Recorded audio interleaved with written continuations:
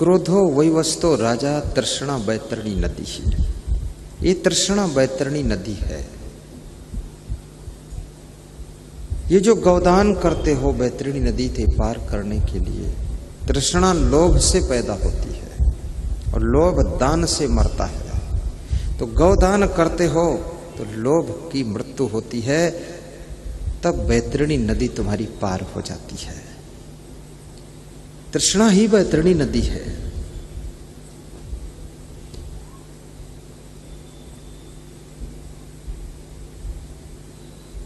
विद्या काम दुघा धेनु, और कामधेनु गाय कौन सी है? कामधेनु गाय, चाणक्य कहते हैं विद्या ही कामधेनु गाय है। कामधेनु गाय को दिन भर में कितनी बार दुहो, रात में दुहो, वो कभी मना नहीं करती है। ऐसे अगर विद्या रूपी गाय तुम्हारे पास में है, अपनी विद्या से, अपने हुनर से, अपने गुणों से, अपनी कलाओं से रात दिन तुम काम लो, वे आपके गुण कम होने वाले नहीं। येषाम न विद्या न तपो न दानम न चाप शीलम गुणो न धर्मा ते मृत्यु लोके भूई भार भूता मनुष्य रूपेण मृगाश्चरन्ति। जिसके पास में विद्या है, विद्या मित्रम प्रवासे सुभार्य मित्रम गृहे सुचा व्याधि तस्य सुधम मित्रम धर्मो मित्रम मृतस्य च। बहुत ही गौर से सुनना, विद्या तुम्हारी विदेश की यात्रा में मित्र का काम करती है। जब विदेश में तुम जाते हो, वहां अगर सब छूट जाते हैं, पैसा भी कोई चुरा लेता है, थैला भी खो जाता है, साथी छूट जाते हैं, तो वहां पर जो तुम्हारे अंदर विद्या है, गुण है, हुनर है, कला है, वही तुम्हारे साथ मित्र का काम करती है। इसलिए गुणवान भी बनो। कबीर साहब कहते हैं मानुस तेरा गुण बड़ा। कबीर साहब ये नहीं कहते मानुस तेरी खोपड़ी बड़ी है, मानुस तेरा पेट बड़ा है। कबीर साहब कहते हैं मानुस तेरा गुण बड़ा है। गुणा पूजा स्थानम नच वयम नच लिंगम। गुणों की हर स्थान पर पूजा होती है, न जाति की पूजा होती है और न तो उम्र की पूजा होती है। इसलिए याद रखना, अपने आप को गुणवान बनाइए। और गुणवान बनाने के लिए कोई पैसे नहीं खर्च होते हैं। यदि आप में ईमानदारी का गुण है तो सोचिए आप क्या चीज हो। ईमानदारी बहुत बड़ी चीज है। जिम्मेदारी का गुण है, बहादुरी का गुण है, साहस का गुण है, दया का गुण है, क्षमा का गुण है, सहनशीलता का गुण है, गम खाने का गुण है, सफाई शुद्धता का गुण है और प्रेम करने का गुण है, सेवा करने का गुण है। आप बहुत लोगों के दिल को जीत सकते हैं। आपके लखीमपुर में जिस समय डीएम थे यल वेंकटेश्वर लू साहब के नाम से जाने जाते थे। अभी वे चुनाव विभाग के पूरे उत्तर प्रदेश के चुनाव अधिकारी थे। अभी ग्राम राज्य विकास के अधिकारी हो गए हैं, कमिश्नर हैं। तो वह कह रहे थे कि मैं अपने मित्र के घर जाता था और मेरे मित्र की जो बहन थी वो भोजन और नाश्ता बहुत अच्छा खिलाती थी और उसमें कला थी सेवा करने की। तो मेरे मित्र ने कहा कि मेरी बहन का विवाह मैं आपके साथ करना चाहता हूँ और मैं आईएएस में सिलेक्ट हो चुका था, मैं डीएम की लाइन में लग गया था। तो मैंने सोचा कि विवाह करूं कि ना करूं, लेकिन फिर बाद को मैंने सोचा कि डीएम हूं पर पता नहीं कैसी पत्नी मिले, पर मेरे मित्र की इच्छा है तो कर लेता हूं, क्योंकि ये जो मित्र की बहन है ये सेवा अच्छी करती है, सेवा का गुण है उसमें। और उनकी जो पत्नी है उसका नाम फणी लू है, वो गाय की भी सेवा करती है और गाय को तिलक लगाती है। और कोई भी जिस जिले में पहुंचती है तो गरीबों को बुलाकर भंडारा भी करती है, कंबल भी बांटती है। लू साहब कहते थे मैंने इनको छूट दे दिया है, कि वेतन जो मिलता है टोटल मैं तुमको देता हूं, अब जितना बांटना है बांटो और घर के लिए जितना रखना है रखो। तो ये दानवान भी करती रहती है। उस लड़की का सेवा का गुण एक आईएएस अफसर के साथ में रिश्ता जोड़ता है। ये सेवा में बहुत बड़ी शक्ति होती है। और जिस तरह से सेवा करने की आपके अंदर सामर्थ्य हो उस तरह से सेवा कीजिए। अगर धन की शक्ति है तो धन से सेवा करो। इंदौर का एक भक्त हमारे पास में आया, सत्यनारायण पटेल बोलते हैं, हेलीकॉप्टर उनके पास खुद का है। तो बोले आपके पंडाल के ऊपर हेलीकॉप्टर से पुष्प वर्षा करा दूं। तो मैंने कहा आपके हेलीकॉप्टर की हवा में पंडाल ही उड़ जाएगा, रहने दो। बोले तो फिर हमने कहा उस पर वर्षा मत कराओ। बोले कि इच्छा बहुत थी फूल बरसाऊं। तो हमने कहा दूर दूर से बरसा देना। बोले नहीं, इच्छा है ऊपर से ही। तो हमने कहा उड़ जाएगा, ये छोटा वाला पंडाल था। तो मना किया तो मान गए। बोले आशीर्वाद दो गुरुदेव, विधायक बन जाऊं। विधायक बन गए। बोले आशीर्वाद सफल हो गया तो आपके उज्जैन आश्रम में 50 कमरा बनाऊंगा। तो हमने कहा भोजन परोसने की सेवा कर देना। बोले गुरुदेव झुकी के हम परोस न पाए, कमर में दर्द बहुत होते। और हमारे पास धन है तो हम धन से सेवा कर दे। शरीर से भी सेवा करो, मन से करो, धन से करो। आपके पास अगर गाड़ियां हैं तो गाड़ियां सेवा में लगा दीजिए। गुजरात में सत्संग करवाया मिनिस्टर श्री कनु भाई मिस्त्री, प्रदूषण मंत्री, उनके मित्र श्री गिरीश भाई। तो उन्होंने 44 ट्रक लगाए थे श्रोताओं को ढोने के लिए, 44 ट्रक लगे थे। तो हमने कहा गिरीश भाई, कनु भाई, बोले पूरी ताकत के साथ प्रोग्राम कर रहा हूं। आज मुझे खबर मिली है प्रवीण जी के द्वारा, प्रवीण जी हैं यहाँ के, प्रवीण संत हमारे, प्रवीण दास बता रहे थे मोहन वाजपेयी ने कहा है कि अगर 150 किलोमीटर से श्रोता लाना हो तो बस की सेवा हम लगा देंगे।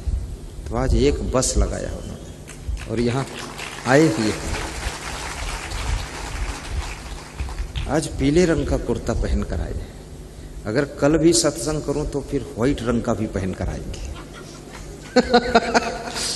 बहुत श्रद्धा है उनकी।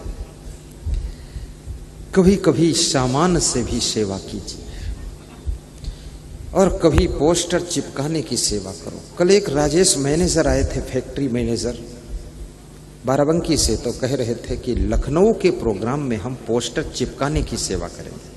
तीनों भाई हम आएंगे, एक भाई बीटेक इंजीनियर है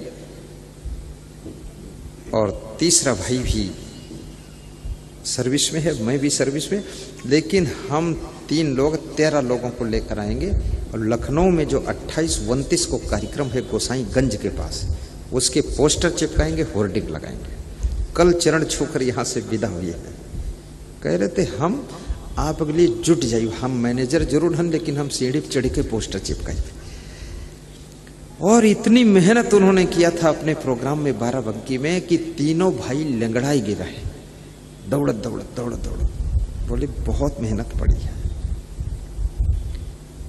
तन से सेवा, मन से सेवा, धन से सेवा, वस्त्र से सेवा, अन्न से सेवा।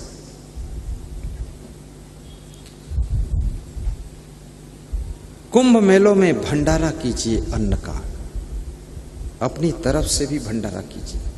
अभी सावन महीने में मैं उज्जैन गया था तो वहां पर सावन महीने में महाकालेश्वर की पूजा चल रही है, तो वहां कम से कम 400 भंडारे चल रहे थे। तो मैंने देखा, मैं पूछा ये कौन कर रहा? तो लोग बोले हम लोग गांवों से आते हैं, ट्राली में बसों में सामान, आटा दाल चावल चूल्हा सब लाते हैं और यहाँ भंडारा करते हैं, सबको खिलाते हैं। तो हमने कहा ये तो बहुत बड़ी बात क्या आज से है, तो सालों से बड़ी बात हो रही, तुम पहली बार देखे, इधर आते ही नहीं हो। तो हमने कहा मैं भी आश्रम बनाने वाला हूं। तो बोले हम तुम्हारे आश्रम में भंडारा कर देंगे, जगह दे देना तो वहीं कर देंगे 1 महीना तक भंडारा। तो हमने कहा तो फिर हम भंडारा कहाँ करेंगे? बोले तुमका भंडारा करे का जरूरत, तुम भंडारा खाओ। ऐसे लोग मिश्रिक मेले में जा करके भी लोग भंडारा करते हैं। यहां मैंने सुना है बहुत से लोग वहां भंडारा करते हैं।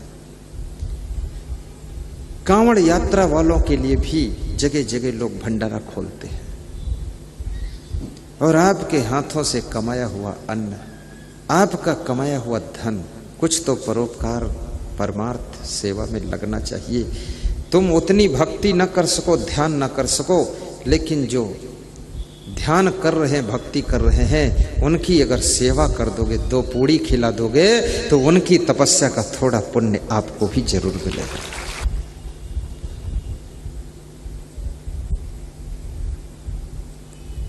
जीवन अनमोल है।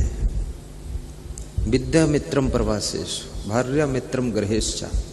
आपके घर में आपका मित्र यदि कोई है तो आपकी पत्नी है। वो संकट में आपकी मदद करती है।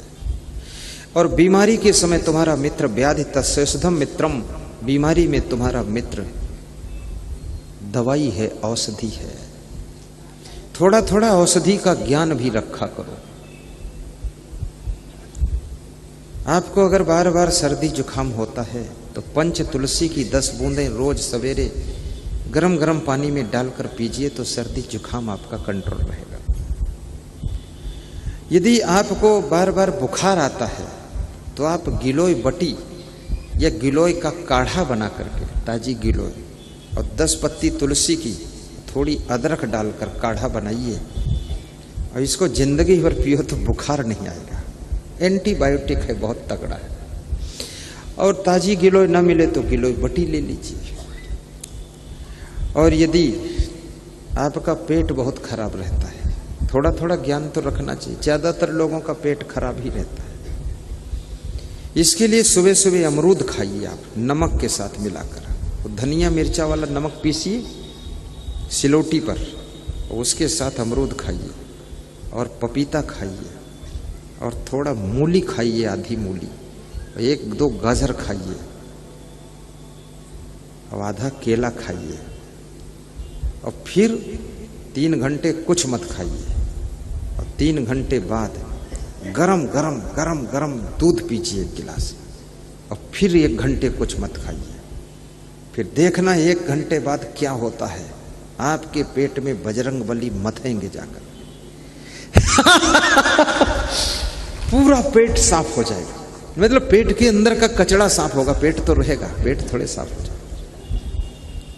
हाँ, इसको खाइए, देखिए कितना जबरदस्त रिजल्ट है इसका। मूली कॉन्स्टिपेशन खत्म करती, गाजर कॉन्स्टिपेशन खत्म करता, केला कॉन्स्टिपेशन खत्म करता, क्योंकि इसमें फाइबर बहुत होता है। अनानास खाइए, बहुत फायदा करेगा। कभी कभी 1 बादाम शाम को भिगोइए, सुबह खाइए, 1, ज्यादा नहीं। अब तुम सोचो 10-12 खा ले तो उल्टा रिजल्ट आएगा। ये सब थोड़ा ही। 1 छुहारा खाइए, आपको सर्दी की बीमारी नहीं रहेगी। सुबह भिगा दीजिए, आधा घंटे बाद खा लीजिए उसको धो करके। थोड़ी किशमिश खा लीजिए। और अगर पैसे कम हैं तो ये ड्राई फ्रूट मत खाइए। फिर तो आपको मैं सस्ता बता देता हूँ। मूंग और चावल की खिचड़ी बनाइए और दही मिला करके उसको सुबह सुबह खा लीजिए।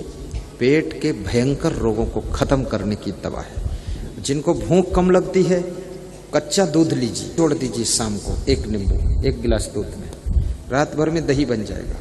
और सुबह उसको खिचड़ी के साथ खाइए। भयंकर भूख लगेगी आपको। जिनको भूख ज्यादा लगती है वो क्या करें, उनके लिए भी बता देता हूँ ताकि भूख कम हो जाए। कितने लोगों के पेट में तो भस्मासुर है। स्त्रियों को भोजन बनाना मुश्किल है, खाने बैठते 40 रोटी खाते। मेरे यहाँ एक साधु आया छत्तीसगढ़ आश्रम पर। दूसरे पंथ का था, लंबा भी बहुत था, चौड़ा था, जवान था। भोजन करके आया, मेरे पैर छुआ, बोला महाराज आज तृप्त हो गए। तो हमने कहा क्या हुआ? बोले भरपेट भोजन मिला यहाँ है। पीछे मेरा भंडारी खड़ा था, बोला इनका हमने कहा क्या हुआ? तो वो साधु ने कहा बहुत ज्यादा नहीं खाया हूं, 40 रोटी खाया हूं। हमने कहा कमाल है। अब वो छोटे साइज की रोटियां, तो हमारे भंडारी को रोटी ही नहीं मिली। तो हमने कहा इतना क्यों खाते हो? बोले भूख लगती है, भस्मासुर अंदर है, क्या करूं। कितने लोगों को बहुत भूख लगती है, लेकिन मैं निवेदन करूंगा बहुत भूख लगे तो भी कम खाना, बहुत मत खाना, क्योंकि बुद्धि घटे बहु भोजन खाए। और थोड़ा थोड़ा सब चीज खा लिया करो। सब चीज का मतलब ये नहीं मांस मछली अंडा मुर्गा भी खा लो। शाकाहारी भोजन की बात करो। मांस मछली तो खाना ही मत कभी। मछली तो बहुत गंदी होती है।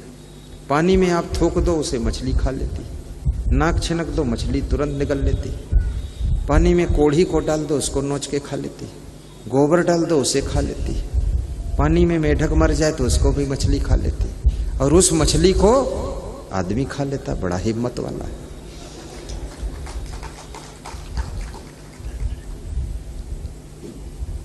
कितने लोग कहते हैं मछली में बहुत प्रोटीन विटामिन है। तो मैंने कहा प्रोटीन विटामिन तो होगा ही, क्योंकि इतनी गंदगी एक साथ मिलेगी कहां खाने को। तो ज्यादा प्रोटीन विटामिन है तो अपनी पत्नी से कह दिया करो जो नाक छिनक कर डिब्बा में रखे तो खा लिया करो, क्योंकि मछली नाक थूक खाती है। तो तुम्हारी पत्नी तो प्रोटीन खूब बनाती है। प्रोटीन विटामिन के लालच में क्या तुम गंदी चीजें खाओगे? नियम में तो रहना पड़ेगा ना। गाय के सामने मांस रख दो, 10 दिन की भूखी गाय मुंह फेर लेगी, लेकिन मांस नहीं खाएगी। जब खाएगी घास खाएगी। शेर के सामने घास रख दो, 10 दिन का भूखा पड़ा रहेगा, लेकिन घास नहीं खाएगा। जब खाएगा मांस खाएगा। लेकिन आदमी के सामने घास रख दो तो पकौड़ी बना के खा लेगा, और मांस रख दो तो उसको छौंक के खा लेगा। किस जिंदगी की कैटेगरी में तुम आते हो? मांसाहारी जो प्राणी होते हैं वे जीभ से चाट कर पानी पीते हैं, और शाकाहारी प्राणी घूंट कर पानी पीते हैं। गाय और भैंस घूंट कर पीते हैं, आदमी घूंट कर पानी पीता है। ये शाकाहारी ग्रेड में आप हैं। और शेर, बाघ, भेड़िया ये सब चाट कर पानी पीते। बिल्ली चाट कर पीती है, कुत्ता भी चाट कर पीता है। ये मांसाहारी श्रेणी के लोग हैं। तुम, प्रकृति ने तुमको शाकाहारी ग्रेड में रखा है, इसलिए कृपया मांस मत खाना। आपके खाने के लिए बहुत आइटम है। सुदामा दूध भंडार में जाइए, दूध ही दूध पी लीजिए। और कितने दूध भंडार में दूध तो बेचत हैं, और दूध बेच के पैसा लेके फिर दारू खूब पियत। सबको अमृत पिला रहे हो, स्वयं दारू पी रहे हो, जहर पी रहे हो। आप देखिए तो सब नशा छोड़ करके चेहरे पर चमक आ जाएगी, लाइट आएगी चेहरे पर। और कम खाकर देखिए, बिना क्रीम पाउडर चेहरा चमकेगा आपका। और हंस करके देखिए, आपके चेहरे की सुंदरता बढ़ जाएगी। और ये जहां बैठते वहां मरा मरा चेहरा, टेंशन में बैठे, सिर लटकाए हुए। कोई पूछत का होएगा है, बोले तो हमका का पता का होएगा है। तो मुंह लटकाए क्यों बैठे हो? कहीं हम बचपन से लटकाई थे मुंह। ये हर समय रोने जैसा चेहरा बनाकर बैठना, इससे क्या कोई दे देगा कुछ? कांटों की गोद में गुलाब मुस्कुराता है, कांटों की परवाह नहीं करता है। याद रखना, तुम्हारी जिंदगी में समस्याओं संघर्षों के कांटे बहुत हैं, लेकिन उनकी गोद में तुम अपने को गुलाब बना करके खिला करके रखो, ताकि दुनिया आपको देखती रह जाए। हंसते हंसते टेंशन मुक्त प्रबंधन करना सीखो। बड़ी से बड़ी व्यवस्था को संभालो, लेकिन हंस हंस कर संभालो, मुस्कुरा कर संभालो। कितने लोग एक गाड़ी खरीदते हैं, वह गाड़ी, वही गाड़ी में कम बैठे थे, गाड़ी ने उनके ऊपर बैठ रहा था। बहुत हैरान है। बिहार बिहार गाड़ी झांका करते। मुकेश अंबानी को देखिए, कितना बड़ा मैनेजमेंट है, कितने रिलायंस पेट्रोल पंप लगे हुए हैं, कितना काम चल रहा है। टाटा जी के कितने ट्रक हैं। टाटा जी के पास में बेंगलोर में 2 सॉफ्टवेयर कंप्यूटर की कंपनी है, लाख कर्मचारी, 8 लाख। टाटा जी की जेब में प्रॉफिट जाता है और ट्रक जहां देखो टाटा के ही ट्रक है। तुम एक ट्रक खरीदे हो वही हैरान हो, वो पंचर होगा पंचर नहीं जुड़वा पाए हो। अब सोचो क्या माइंड है आपके पास। और जिनके पूरी दुनिया में ट्रक चल रहे हैं, अपने माइंड को थोड़ा